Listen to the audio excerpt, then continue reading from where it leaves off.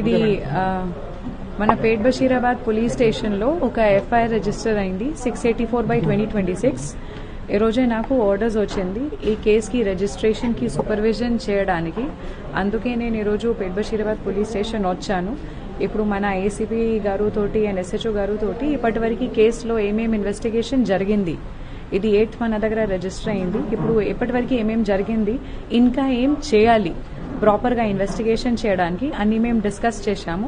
ఒక plan of action draft చేశాము. అదే ప్రకారంగా రేపు కూడా ఇది కంటిన్యూ అవుతుంది. విక్టిమ్ స్టేట్మెంట్ ఆల్రెడీ ఒకసారి రికార్డ్ అయింది, అది కూడా నేను చదివాను. ఇంకా ఫర్దర్గా మేము ఇంకా దీనిలో కొన్ని ఇన్ఫర్మేషన్ ఇంకా మనకు కావాలి. అందుకే మేము మళ్ళీ ఒకసారి ఆమెతోటి మాట్లాడదాం. అదే ఖచ్చితంగా ఇది మనకు అతను దొరికితే అతనికి ఆఫెన్స్ ప్రూవ్ అయితే మేము ఖచ్చితంగా అరెస్ట్ చేస్తాం.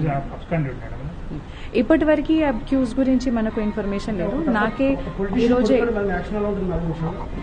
దీని నుంచి కేసుకి సంబంధం లేదు. ఒక పాక్సో కేసు మన దగ్గర రిజిస్టర్ అయింది.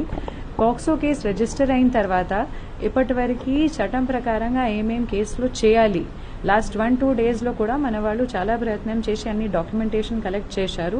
అక్యూజ్ గురించి కూడా మేము ఇప్పుడు ఇన్ఫర్మేషన్ సిడిఆర్ నుంచి మేము ప్రయత్నం చేస్తున్నాము. మనకు దొరికితే అతన్ని మేము ఖచ్చితంగా పట్టుకుంటాం. నాకు ఈరోజు ఆర్డర్ వచ్చింది. ఈరోజు ఆర్డర్ వచ్చినప్పుడు నేను ఇమీడియట్లీ 1 hour లోపల వచ్చాను అండ్ మేము పని స్టార్ట్ చేస్తాము. పొలిటీషియన్ నాకు ఆర్డర్స్ సిపి సైబరాబాద్ ఆఫీస్ నుంచి వచ్చింది. అదే మెమో ప్రకారంగా నేను పని స్టార్ట్ చేశాను. నా కోసం ఇది మన పోలీస్ స్టేషన్లో ఒక పాక్సో కేసు రిజిస్టర్ అయింది.